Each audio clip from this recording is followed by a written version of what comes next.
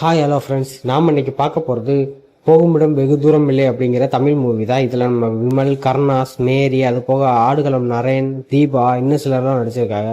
One of the best மூவியாகவே எனக்கு தெரிஞ்சிருச்சு. நான் ரொம்ப நாள் கழிச்சு தான் இந்த படம் பார்த்தேன். இந்த படம் வந்து ரொம்ப நாள் ஆச்சு. பட் பார்த்ததுக்கு ஒர்த்து அப்படிங்கிற மாதிரி தான் இருந்துச்சு மூவி. அந்தளவுக்கு சூப்பராக பண்ணியிருந்தாங்க. அதுலேயே நம்ம கருணாஸோட ஆக்டிங்லாம் அந்தளவுக்கு நல்லா இருந்துச்சு. அவரோட பேர் நளினமூர்த்தி அப்படின்னு சொல்லுவாப்புல. அவர் வந்துட்டு ஒரு கூத்து கலைஞர். ஸோ அவரோட கேரக்டர் ரொம்ப ரொம்ப சூப்பராகவும் ரொம்ப ஸ்ட்ராங்காகவும் எழுதியிருப்பாங்க. அதுபோக நம்ம விமலுக்கும் கொடுத்துருக்க ரோலில் அவர் சூப்பராக பண்ணியிருக்காப்புல. எனக்கு தெரிஞ்சு விமலோட கேரியரில் இது ஒரு பெஸ்ட்டான மூவியாக இருக்கும் தான் நான் நம்புகிறேன். அந்த அளவுக்கு நல்லாவே இருந்துச்சு. சூப்பராக ஒரு சிம்பிளான ஒரு ஸ்டோரியை வச்சு இவனை சூப்பராக கதையை கொண்டு போக முடியும், திரைக்கதையை அமைக்க முடியும் அப்படிங்கிறதுக்கு இந்த படம் தான் ஒரு உதாரணம். அந்த அளவுக்கு சூப்பராக பண்ணிட்டாங்க. கதையை பற்றி சிம்பிளாக சொல்லணும்னா, ஒரு தலைக்கட்டு ஊரில் ஒரு மிகப்பெரிய தலைக்கட்டு இருக்காப்புல. அவர் வாலிப வயசில் சில லீலைகள்லாம் பண்ணுறாரு. அதாவது வந்துட்டு பொண்ணுங்கள்னாலே இவருக்கு ரொம்ப பிடிக்கும் அப்படிங்கிற மாதிரி போகிறப்ப இவருக்கு முறைப்படி கல்யாணம் பண்ண ஒரு ஒய்ஃப் இருக்காங்க. அவங்களுக்கு ஒரு மூத்த மயம் இருக்கான். அவன் போக இன்னொரு பொண்ணு விரும்பி அவ கூட கள்ளத்தொடர்பில் வச்சுக்கிறாப்புல. அவருக்கு ஒரு மயம் பிறந்துடுறாப்புல. அவங்களுக்கு இன்னும் 2 தங்கச்சி இருக்காங்க. இப்போதைக்கு இவர் வயசாகிடுச்சு. இவர் இங்கே உள்ள யார்கிட்ட இருக்கக்கூடாதுன்னு சொல்லி தனியாக போய் சென்னையில் செட்டில் ஆயிடுறாப்புல. அங்கே ஒரு சின்ன பிள்ளையை காப்பாற்ற போகிற இடத்துல இவர் இறந்துடுறாப்புல. இறந்தவரை ஊருக்கு கொண்டு வந்து அடக்கம் பண்ணணும். அந்த ஆம்புலன்ஸ் டிரைவராக தான் நம்ம விமல் வராப்புல. அப்படி வரும்போது இவர் இந்த பாடியை கொண்டு போய் ஊரில் சப்மிட் பண்ணுறக்காட்டி அங்கேருந்து அந்த பாடியை கலெக்ட் பண்ணிவிட்டு அங்கேருந்து ஊரில் சென்னையிலேருந்து கிளம்பணும். இதுக்கு முன்னாடி நம்ம விமலோட ஸ்டோரியை காட்டுவாங்க. அதோட விமலோட ஸ்டோரி என்னென்னா, விமலுக்கு யாருமே கிடையாது, அவங்க தாத்தா மட்டும்தான். அதாவது அவர் பேர் குமார். அவருக்கு ஒரே ஒரு தாத்தா மட்டும்தான். மற்றபடி யாருமே சொந்த பந்தம் யாருமே தெரியாது. தன்னோட வேலையை ஆம்புலன்ஸ் டிரைவராகவே ரன் பண்ணி போயிட்டு இருக்காரு. இப்போதைக்கு ஒரு பொண்ணை மீட் பண்ணுறாரு. அந்த பொண்ணுக்கு ஒரே ஒரு அப்பா மட்டும்தான். அவங்களுக்கு எந்த ஒரு ரிலேஷன்ஷிப்பும் கிடையாது. இப்போதைக்கு அவங்க அப்பாவும் ஒரு ஆக்சிடென்ட்ல இறந்துடுறாப்புல. இப்போதைக்கு இவரை கொண்டு லேடிஸ் ஹாஸ்டலில் சேர்க்கணும்னு ட்ரை பண்ணும்போது இவங்களுக்கு நைட் டைம் ஆயிடுச்சு. இவங்களுக்கு இடம் கிடைக்கல. ஒரு 2-3 நாள் ஆகட்டும், அப்போ தான் உங்களுக்கு இடம் கிடைக்கும் அப்படிங்கிற மாதிரி சொல்லி இவங்களை அவாய்ட் பண்ணிடுறாங்க. வேறு வழியே இல்லாமல் விமல் தன்னோட வீட்டிலே கொண்டே செட்டில் பண்ணிடலாம் அப்படின்னு சொல்லி தன்னோட வீட்டுக்கே கூட்டு போய் வச்சுக்கிறாங்க. அங்கே இவங்க 2 பேருக்கு இடையில லவ் மலருது. அங்கே லவ் மலர்ந்ததுக்கப்புறம் விமலும் அந்த மேரியும் ஒருத்தர் கல்யாணம் பண்ணிக்கிறாங்க. கல்யாணம் பண்ணி அவங்க ஏற்கனவே 2-3 குழந்தை பிறந்து இறந்துருது. இப்போ கன்சீவாக இருக்காங்க. கன்சீவாகிட்டு ஹாஸ்பிட்டலுக்குன்னு நம்ம விமல் வச்சுருந்த அந்த பணத்தை இவங்க ஒருத்தர் கடனாக கொடுத்துட்றாங்க. பட் அவன் கடனை வாங்கிக்கிட்டு இவளை ஏமாத்திடுறான். இந்த டைமில் அவங்களுக்கு பிரசவ வலி வந்து ஹாஸ்பிட்டலில் கொண்டு சேர்த்துறாங்க. ஹாஸ்பிட்டலில் கொண்டு சேர்த்துறா அவங்க தாத்தா ஒரு மிகப்பெரிய ஹாஸ்பிட்டலில் கொண்டு சேர்த்துறாரு. அங்கே இந்த செலவு ரொம்ப அதிகமாகும். இப்போதைக்கு என்ன பண்ணுறதுன்னு தெரியாமல் கடைசியாக ஒரு ட்ரிப் அடித்தாதான் நம்ம இந்த பணத்தை செட்டில்மெண்ட் பண்ண முடியும். அப்படிங்கும்போது அந்த தலைக்கட்டு இறந்தவரை கொண்டு ஊரில் சேர்க்கணும் அப்படிங்கிற பொறுப்பு நம்ம விமல் கைக்கு வருது. விமல் அங்கேருந்து சரி ஓகே இதை அவங்க முடிச்சாதான் நம்ம பொண்டாட்டியோட பிரசவ செலவெல்லாம் சரி பண்ண முடியும் அப்படின்னு சொல்லிட்டு அங்கேருந்து அவளை கூட்டிகிட்டு கிளம்புறக்கு ஐடியா பண்ணி கிளம்புறாப்புல. பட் இவரோட வண்டி ரொம்ப மக்கர் பண்ணும். காரணம், இவர் வச்சிருக்கிறதே ரொம்ப பழமையான வண்டி. அதனால இதை வச்சுட்டு அவ்வளோ லாங்கெல்லாம் போக முடியாது அப்படின்னு அவர் சொல்கிறாரு. பட் இருந்தாலும் இல்லை சார், எனக்கு இதை பண்ணியே அவங்க பண்ணாதான் என்னோட ஒய்ஃபோட மருத்துவ செலவுக்கு தேவைப்படுது அப்படிங்கிற மாதிரி சொல்லி நான் கொண்டு கண்டிப்பாக ஒப்படைச்சிட்டு வரேன் அப்படின்னு சொல்லி அங்கேருந்து கிளம்புறாப்ப. இப்படி கிளம்பி போகும்போது தான் நம்ம கருணாஸோட என்ட்ரி. கருணாஸ் ஒரு டோல்கேட்டுக்கிட்ட நின்றுட்டு தன்னோட கலையை அழிஞ்சிருச்சு, இதுக்கப்புறம் நம்ம வாழ்ந்து என்ன போகிறோம் அப்படிங்கிற மாதிரி ஒரு விரக்தியில் அங்கே நின்றுக்கிட்டு தன்னோட கலைப்பொருட்கள்லாம் நெருப்பில் போட்டு எரிச்சுக்கிட்டு நிற்கிறாப்புல. அப்போ அங்கே வர வண்டிகள்லாம் மறைச்சு லிஃப்ட் கேட்டுக்கிட்டு இருக்கும்போது நம்மளோட விமல் வண்டி அந்த இடத்துல வருது. லிஃப்ட் கேட்கும்போது விமல் அவர் அவாய்ட் பண்ணிட்டு போயிடுறாரு. பட் கொஞ்சம் தொலை போனோடனே வண்டி ஆஃப் ஆகி இருந்தது. இப்போதைக்கு யாராச்சும் வரலாம் அந்த வண்டியை தள்ளினாதான் அந்த வண்டி ஸ்டார்ட் ஆகும். அப்படிங்கிற சூழ்நிலை வந்தோன்னா வேறு வழி இல்லாமல் நம்ம நல்லகுமாரை கூப்பிட்டு வாங்க சார் நம்ம வண்டியிலே போவோம் அப்படின்னு சொல்லி கூப்பிட்றாப்புல. சரி கூப்பிட்டதுக்கப்புறம் வண்டி தள்ளனா வண்டி ஸ்டார்ட் ஆக பண்ணும்போது நம்ம நல்லகுமாருக்கு அது என்னன்னு புரியல. அவர் ஒரு வெகுளி அப்படிங்கிறனால அவர் என்ன சொல்கிறாருன்னா, சார் வண்டி நின்னா ஆஃப் ஆயிரும் தெரிஞ்சு எனக்கு லிஃப்ட் கொடுக்கணும்னு வண்டி ஆஃப் பண்ணியிருக்க பற்றியலா, உங்களோட இதுக்கு நான் பாராட்டுறேன் சார் அப்படின்னு சொல்லி ஏறுறாப்புல. ஏறினதுக்கப்புறம் 2 பேருக்கு இடையில பெரிய அளவில் எந்த ஒரு ஒத்துமை இல்லாமல் இருக்குது. நம்ம நளினகுமார் வந்துட்டு ஒரு வெகுளியான கேரக்டர், எல்லாத்தையும் பேசிக்கிட்டே வர ஒரு கேரக்டர். ஆனால் குமாருக்கு தன்னோட ஒய்ஃபுக்கான மருத்துவ செலவுக்காண்டி போயிட்டு இருக்கோம், இதை எப்படியாவது சக்ஸஸ்ஃபுல்லாக முடிச்சுட்டு இந்த ட்ரிப்பை முடிச்சுட்டு நம்ம திரும்பி வந்துடணும், பாடியை கொண்டு ஒப்படைச்சிட்டு வரணும் அப்படிங்கிற ஒரு மைண்ட் செட்லேயே வராது. இந்த இடத்துல போயிட்டு இருக்கும்போதே நம்ம நளினகுமார் அவரோட அந்த வண்டிக்குள்ளே உட்காந்து சிகரெட் அடிக்கும் போது அதை பார்த்து நம்ம குமார் என்னடா அப்படி வந்துட்டு இறங்கும் போது அப்படிங்கிற மாதிரி முறைச்சோன்னா அதை பார்த்து தூக்கி போட்டுட்டு பேசாம வராப்புல. கொஞ்சம் தூரத்துலேயே போனதுக்கப்புறம் குமாரே சிகரெட் அடிக்கிறார். அதை பார்த்துட்டு கண்ணாடி திறந்துட்டு அடிங்கன்னு சொல்லியிருந்தா நான் அடிச்சிருப்பில்ல, ஒரு சிகரெட் வேஸ்ட்டாக போச்சுல அப்படிங்கிற மாதிரி கிண்டல் பண்ணுவாப்புல. அதெல்லாம் ஒரு இதாகவே எடுத்துக்காமல் நம்ம குமார் போகிற வேலையை மட்டும் பார்ப்போம் அப்படிங்கிற மாதிரி போயிட்டுருக்காரு. அப்படி போயிட்டு இருக்கும்போதே ஒரு கொஞ்சம் தூரம் போனதுக்கப்புறம் அவங்களுக்கு ஒரு பிரச்சனை வருது. என்னென்னா, ஒரு பொண்ணும் ஒரு பையனும் ஒரு இடத்துல நின்று டிப்பு கேட்குறாங்க. ஹெல்ப் கேட்கும்போது என்னன்னு தெரியாமல் சரி வாங்க ஏற்றிட்டு போகிறேன் அப்படின்னு சொல்லி ஏற்றிடுறாங்க. ஏற்றிட்டு கொஞ்சம் தூரம் போனோடனே அவங்கள தேடி ஒரு கும்பல் வந்து அவங்கள அட்டாக் பண்ண ஆரம்பிக்குது.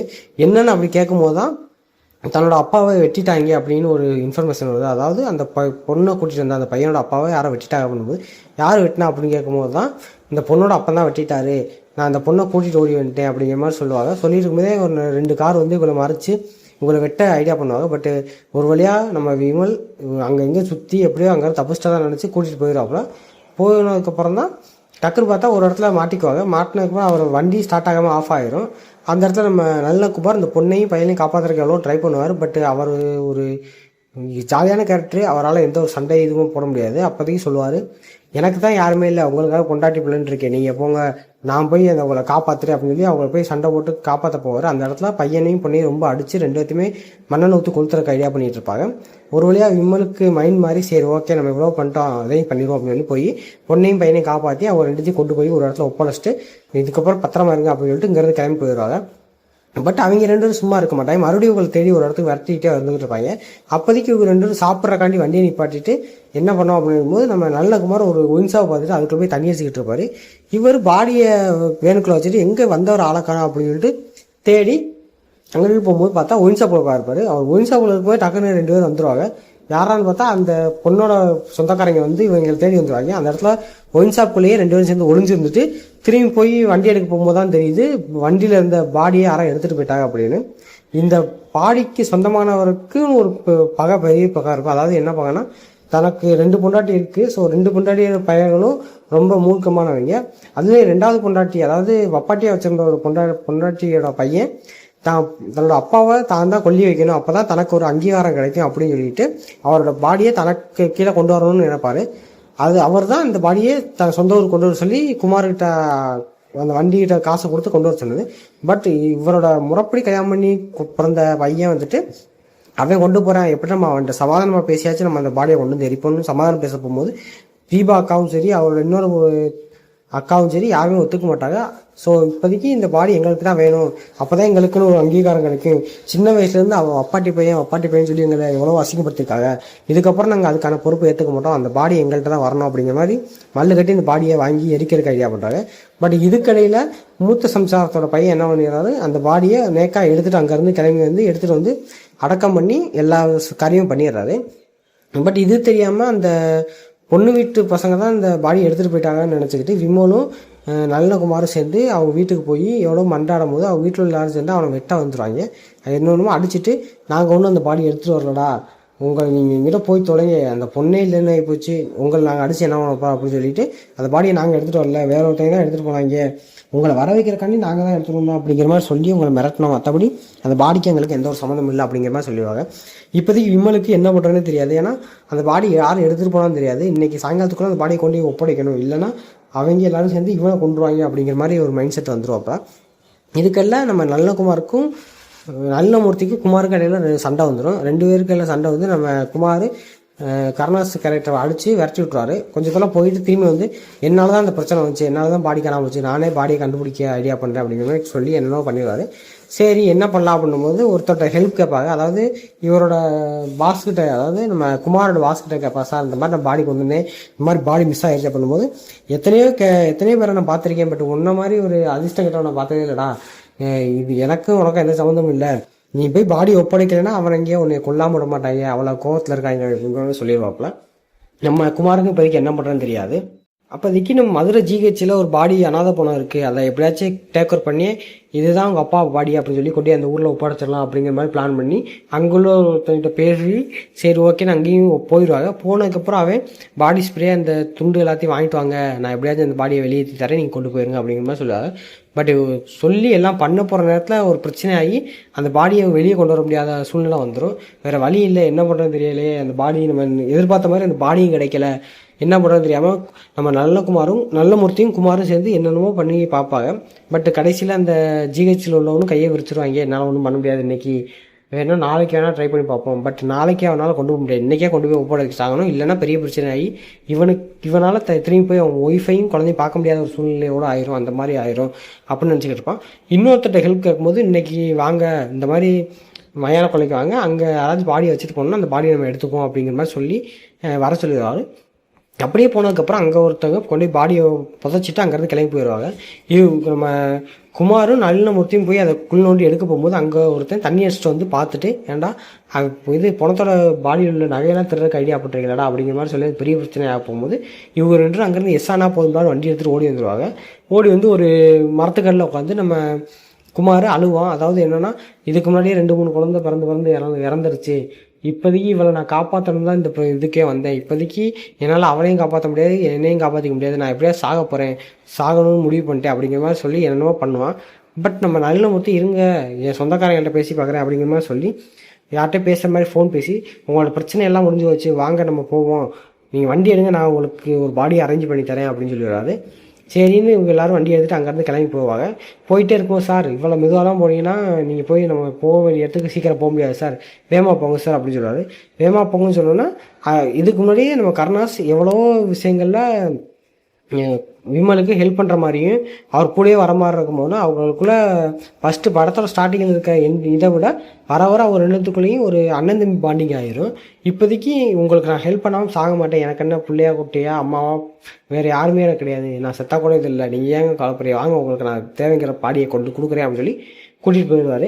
நம்ம நளினமூர்த்தி மேலே இருக்க நம்பிக்கையில் நம்ம விமலும் அங்கேருந்து கிளம்பி அவர் கூப்பிட்டு போகும்போது வேகமாக போங்கன்னு சொல்லுவார். சரி வேகமாக போயிட்டே இருக்கும்போது ஒரு இடத்துல ஒரு இதுக்கு மேலே என்ன பண்ணுறது அப்படின்னு தெரியாமல் நம்ம விமல் அழுதுகிட்டே வர்றதை பார்த்துட்டு நம்ம நளினமூர்த்தி ஓரளவுக்கு மேலே கண்ட்ரோல் பண்ண முடியாமல் டக்குன்னு என்ன பண்ணுவார், கார் கதவை திறந்து அங்கேருந்து குதிச்சு ஒரு ஏத்தாப்பில் உள்ள போஸ்ட்டில் அடித்தா அந்த இடத்துலேயே ஒரு ஆள் இறந்துருவார். இதே நேரத்தில் இவங்க யாருமே வரவும் காண ஃபோனும் எடுக்க மாட்டான், ஏதோ ஒரு பிரச்சனை அப்படின்னு அந்த வீட்டாளுக்கு தெரிஞ்சிடும். இதே நேரத்தில் மூத்த சம்சாரத்தோட பையன் தன்னோட அப்பாவோட பாடி ஏன்ட்ட தான் இருக்குது அப்படிங்கிற மாதிரி அவங்க பசங்க எல்லாரும் ஃபோட்டோ எடுத்து இவங்க அனுப்பிடுவாங்க. அதை பார்த்தா அவனுக்கு ஓவர் டவுட் ஆயிரும், ஏதோ பிரச்சனைடா, நீங்கள் வண்டி எடுத்துகிட்டு போய் அவன் தான் மதுரையை தாண்டி வந்துகிட்டு இருக்கேன்றால போய் பார்த்துட்டு வாங்க அப்படின்னு சொல்லி ஆள் அனுப்பிடுவார். இவங்களும் மதுரையை தாண்டி வந்துகிட்டு இருக்கும்போது அங்கேருந்து கிளம்பி வந்துடுவாங்க. இந்த நேரத்தில் நம்ம கருணாஸ் வண்டியிலேருந்து கீழே விழுந்து இறந்துட்டாப்புல. வேறு வழி இல்லாமல் இவர் அவரோட பாடியவே சுற்றி வண்டியோட டிக்கில் வச்சுக்கிட்டு அங்கேருந்து கிளம்பிடுவார். கிளம்புனோடனே அவங்க டக்குன்னு வந்துடுவாங்க. வந்து இந்த இருக்காப்புல பாடி நம்மளோட அப்பாவோட பாடி இவர்கிட்ட தான் இருக்குது அப்படிங்கிற மாதிரி சொல்லி இவங்க அப்பாவை கூட்டிகிட்டு ஊருக்கு போயிடுவாங்க. ஊருக்கு போனதுக்கப்புறம் அங்குள்ள மக்களும் சரி குடும்பத்தில் உள்ளவங்களும் சரி அப்பாவோட பாடி ஊருக்கு வந்துருச்சு அப்படின்னு சந்தோஷப்பட்டு அதை கொண்டாடுவாங்க. பட் நம்ம விமலுக்கு மட்டும்தான் தெரியும் அது அவங்க அப்பாவோட பாடி இல்லை, தான் கூடவே வந்து நளினமூர்த்தியோட பாடி தான் அப்படிங்கிறது.